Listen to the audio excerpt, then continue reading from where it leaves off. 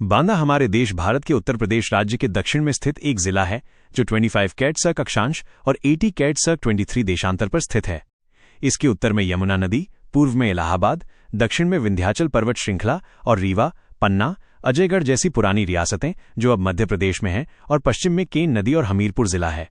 इस क्षेत्र को बुंदेलखंड जिला बांदा के नाम से जाना जाता है। शहर की सीमाएं और नामकरण। बांदा शहर के पश्चिमी किनारे पर केन नदी और पूर्वी किनारे पर विंध्याचल पर्वत श्रृंखला की एक पहाड़ी के दामन में बस्ती मौजूद है।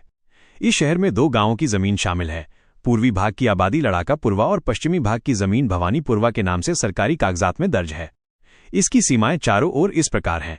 उत्तर में गांव कनवारा, पूर्व में गांव पलहरी, दक्षिण में गांव सोना और पश्चिम में केन नदी और उसके पार भूरागढ़ का किला मौजूद है।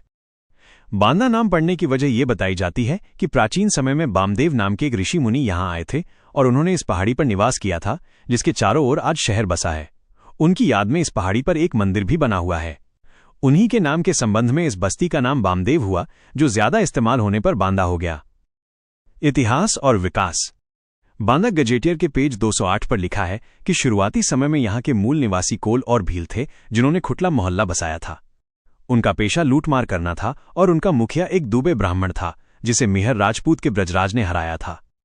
इस ब्रजराज के 2 भाई भवानी और लड़का थे, जिनके नाम पर भवानी पुरवा और लड़ाका पुरवा 2 गांव बसे। यहाँ के इतिहास का पता पृथ्वीराज चौहान के समय से चलता है, जो लगभग 1200 ईस्वी में शुरू होता है। 18वीं सदी में राजा गुमान सिंह, जो छत्रसाल के पोते थे, ने बांदा को अपनी राजधानी बनाया। शुरुआती आबादी निम्नी नाले के उस पार राजा के बाग और राजा के तालाब के पास बसी और बाद में आबादी बढ़ने पर दूसरे मोहल्ले बसे। शमशेर बहादुर सानी और नवाब जुल्फिकार बहादुर ने महल, सराएं, जामा मस्जिद और तालाब जैसी इमारतें बनवाईं।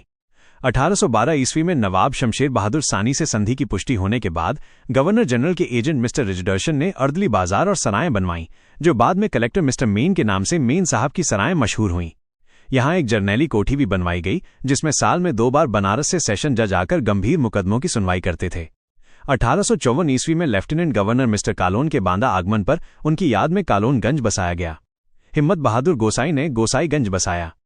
नवाब की सेना के यहाँ रहने से छावनी, लश्कर, हाथीखाना, शुतरखाना और अस्तबल खाना जैसे मोहल्ले आबाद हुए।